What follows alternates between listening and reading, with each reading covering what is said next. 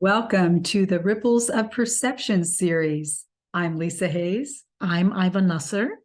We're so excited you're here joining us because just as casting a pebble into a pond creates ripples, so do we as we go through life. Please stay with us through the series as Lisa and myself, in each segment, share a variety of stories, downloads, and experiences that enrich our understanding of perception. Are you ready to get started? More than ready.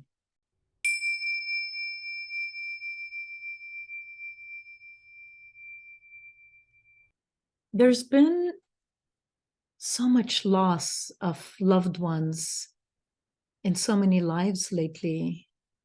Lisa, I know this is life and death and cycles of life. It's not new. I don't know about you, but for me, it's been very concentrated in the last 18 months or so. And in reflecting on all of this, and as you and I are engaging in this very powerful conversation about ripples of perception, I'm remembering an experience you had after your mother passed away. And I don't know if this is a good time for you to share that in more detail because I have some follow-up questions on it. Well, yes. My mother came to me at a crucial time. A couple years before I decided to get a divorce. And this is after she This was passed. after she died, yes. And it was so interesting because I was alone in the bed. It was probably like 5:30 in the morning. It was dark out. And my ex-husband at the time, my husband at the time, he had already left the bed to get ready for work or whatever. And I wasn't ready to get up yet. And this happened repetitively. I mean, it was, I'd say 6 or 7 times. She would, I felt her coming into the bed and I felt her weight on the side where my ex-husband was lying a few minutes before. And I actually saw an indentation. And at the time I was like, what? I feel like it's my mom. And she I didn't at the time feel like I had any specific message from her. However, in hindsight, I realized she was coming to me as a sign of support Hmm. because little did I know there was a lot ahead of me. Wow. Yeah. So, so had you already in your life had anything similar in terms of presence of spirit or someone who had passed, transitioned? Or was this experience with your mom showing up this way and leaving an indentation in the mattress one of a kind? Like, was that a turning point for you in how you perceived death and the afterlife and presence of our loved ones? I would say it probably was. I think what really hit me, though, or got me really thinking, was after she did those visits in the bed, one day I felt her hand. Wow. And I was like, what? Wait, this is crazy. So I wasn't freaked out about it. I was just puzzled in a way and also pondering what life and death really is because I watched her die. I was on her deathbed with my dad and she was scared to die. She even said she was scared to death to die. And, we have that old saying, we're scared to death. Oh, Why do we say that? Oh, I'm scared to death. I'm scared to death. And she was scared to die. And I remember saying to her when she was struggling there at the very end, Mom, it's okay. And I have no idea. This was back in 2003, way before I was aware of much of anything, it seems mm-hmm, like. mm-hmm. I just downloaded this saying Mom, it's okay. You're not leaving us. You're just going ahead of us. We'll be right behind you. Wow. This opens up. Here we go. I know. Here we Here we go. go. This opens up so much, staying true to the theme of this series, ripples of perception. And we're talking with so much empathy and compassion for each other now and everyone who's part of this conversation, because we're talking about loss of a mother, of a loved one. I know I went through Right. my father's transition about just under a year and a half ago. And it's very impactful in so many ways. And how we perceive, how we understand, how we process life and death is just, I don't know, it's one of the, to me, one of the most powerful experiences as a human being, having this, so to speak, spiritual experience. It brings it home for me in so many ways. I've been for years, several decades now, working as a speaker, mentor, through intuition, channeling, receiving messages for other people from their loved ones.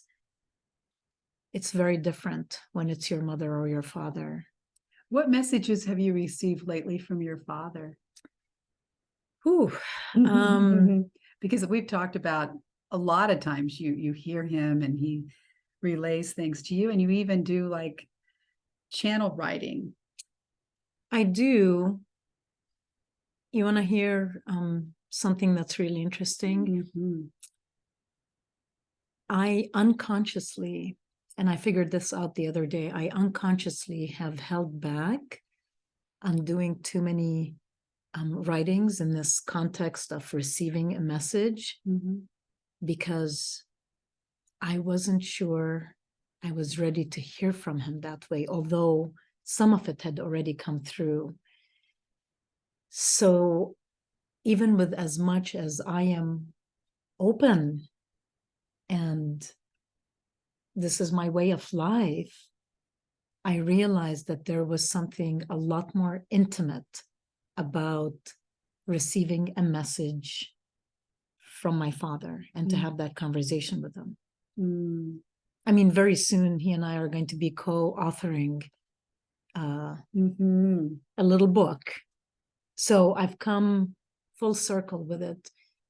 But it surprised me how reserved I was.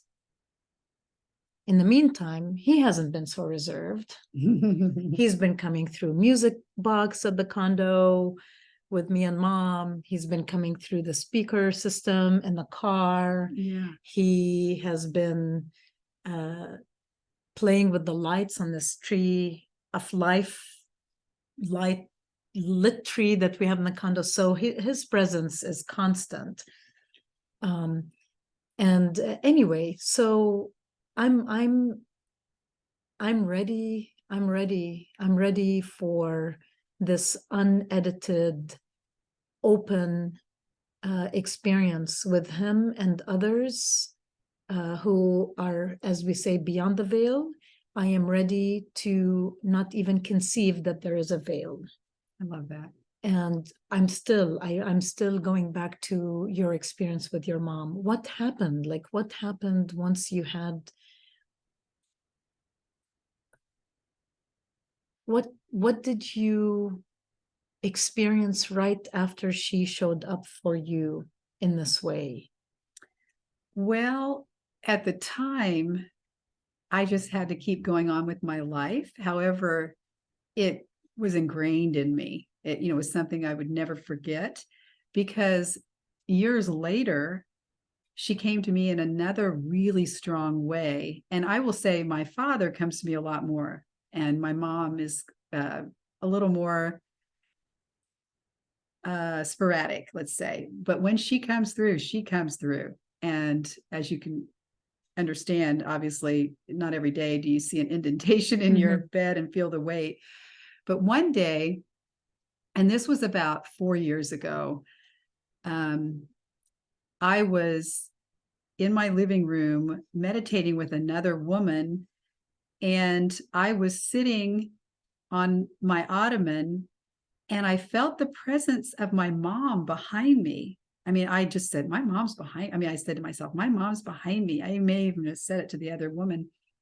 And I felt my grandmother, her mother, behind her. So I had these lineage, a female lineage of my mom, me, my mom, and my grandmother.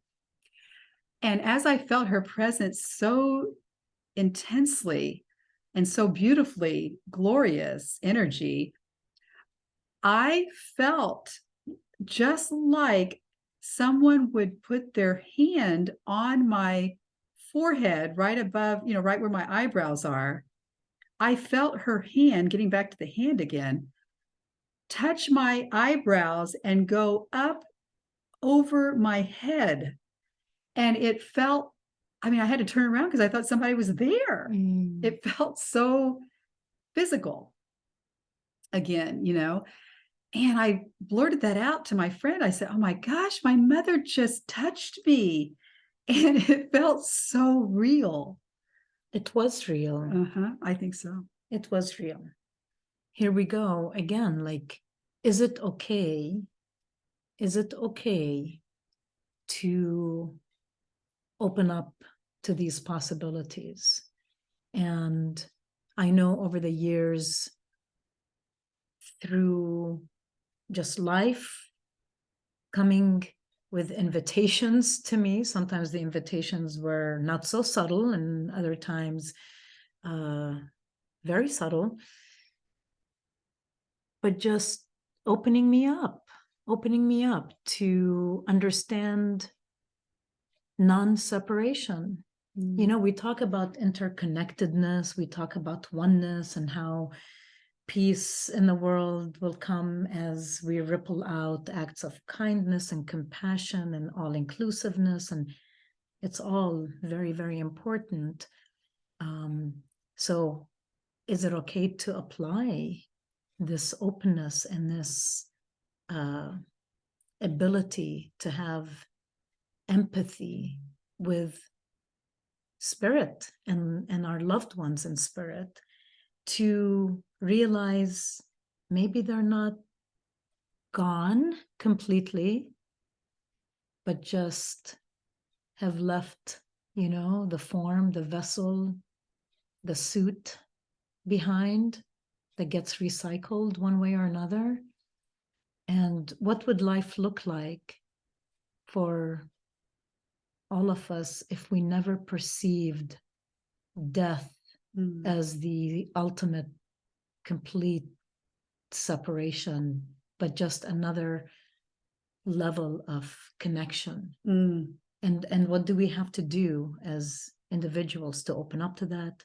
Do we have to learn a new language? Do we just, it's different for everyone, I'm sure. But I mean, your mother was there and she was physically present with you. That's what's mind-boggling, is that how does it happen that I would perceive such physical awareness of her without actually seeing her? And one of the things, to parlay on what you were saying about the connectiveness after death, what if we look at, and you were talking about maybe redefining, what if we look at life and death as the same coin, just two sides of the same coin? And life is just the entry into this particular experience, and death is just the exit into another experience. As soon as you said two sides of the same coin, I had an image of myself. You know how you can flip a coin on the table and it just like starts spinning? Mm-hmm. So it spins into the illusion of a sphere. Mm-hmm. And so life and death are multidimensional. Ooh, love that. I mean, there's no It's like portals going into different realms. portals, belief systems, What if we can do realities. that? I mean, in our dreams, we seem to connect with our loved ones and it seems real, right? That we're there with them. Hmm. So if we are to just leave this like open-ended question with this segment Mm-hmm. on staying open. We are talking about the experience of a loved one who has transitioned. Here's the key word: transitioned to what? From what to what? Are they still with us? And if so, is that okay? It's okay not to welcome their presence, but how much richer would life be if the experience continues Mm-hmm. and then we just learn how to process that new culture? It's like stepping into a new world and learning maybe a new way of perceiving things. I wonder what would our lives look like if we never experience complete separation but continuity. I love that. I think that no one would ever say they were scared to death or would never say they were scared to die. So mind your words, mind the impact of the energy Mm-hmm. that we put out with every word we speak and every thought that processes through. Mm-hmm. Because the ripples are vast and wide, and it's time to refine and redefine that death. And we've got sirens out there amplifying this message that death is an invitation to stay connected and to continue on. To be continued. To be To be continued. continued. Stay with us in the next for the next segment.